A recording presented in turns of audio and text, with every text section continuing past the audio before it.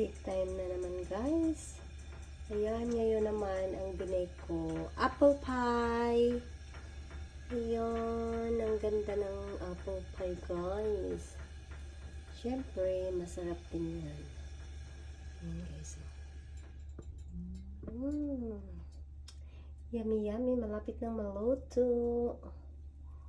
Ayan, malaki yan, guys. Ganda.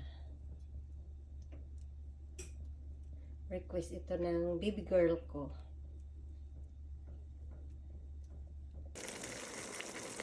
Ito pala, guys, yung filling para sa aking apple pie. Ayan, medyo malapot na. Ano to?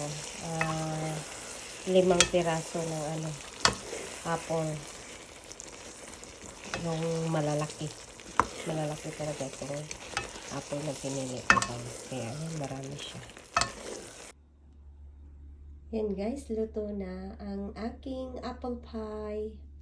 Ang bango-bango, guys. Ang bango-bango. Ayan. Ang aking fresh bake apple pie. Yummy, yummy. Yan, guys.